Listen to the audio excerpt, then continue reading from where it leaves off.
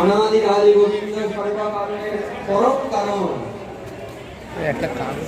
সকলের যে আরাধ্য ভগবান ব্রজেশতনয় তদ্ধাম বৃন্দাবন, যিনি সকলের আরাধ্য সেই পরমেশ্বর ভগবান, তিনি এই কলিযুগে, সব কলিযুগে তিনি আসেন না, এই কলিযুগে তিনি নবদ্বীপ মাঝে মায়াপুর গ্রাম যথায় জন্মিলেন চৈতন্য ভগবান।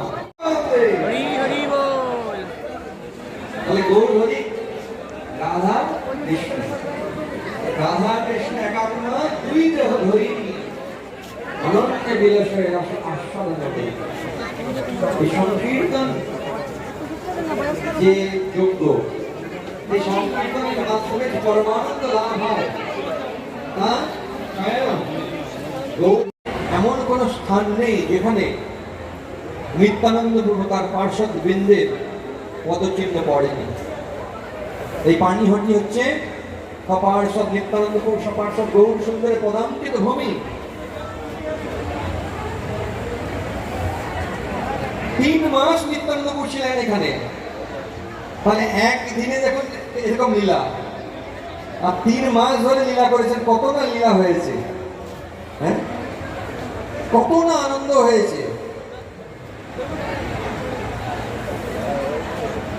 নিত্যানন্দ প্রভু এখানে অবস্থান করছেন জেনে রঘুনাথ দাস গোস্বামী তার বাবা মাকে বললেন, বাবা জ্যাঠাকে বললেন যে আমি নিত্যানন্দ প্রভুর চরণ দর্শন করতে যাব পানিহাটিতে, আজ্ঞা দিন। তো তারা আজ্ঞা দিলেন, কিন্তু সেই সঙ্গে সঙ্গে পাহারাদার দিয়ে দিলেন, বলে দিলেন সব সময় থাকবে, পালিয়ে যেন না যায়। এইভাবে কিসের মাধ্যমে আনলেন, কিসের মাধ্যমে নিয়ে এসেছিলেন? হ্যাঁ, ধ্যানের মাধ্যমে। বাবা, তাহলে আপনারা ধ্যান করলেন যে আমাদের বাড়ির লোককে নিয়ে আসার জন্য?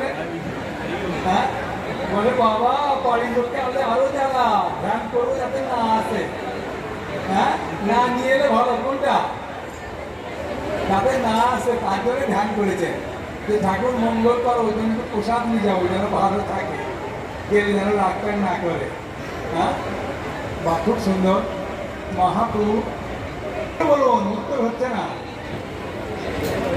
মহাপ্রভু যে এসেছিলেন সেটা মাত্র নিত্যানন্দ প্রভু, রাঘব পণ্ডিত এরকম কয়েকজন দেখতে পাচ্ছিলেন, সবাই পাচ্ছিলেন না।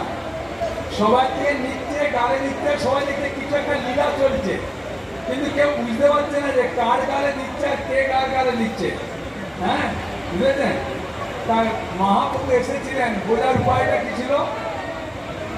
মহাপ্রভু একটা ফুলের মালা গলায় দিতেন। সেই ফুলটা কোন ফুল ছিল বলুন?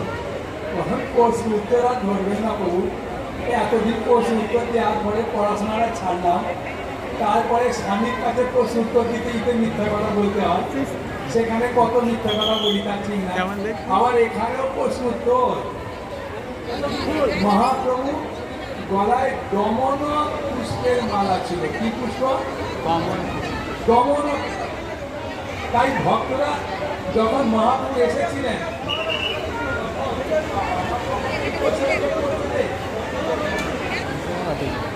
বাবা আমাদের মায়াপুরের দল এসে গেছে, চিন্তা নেই, বুঝেছেন?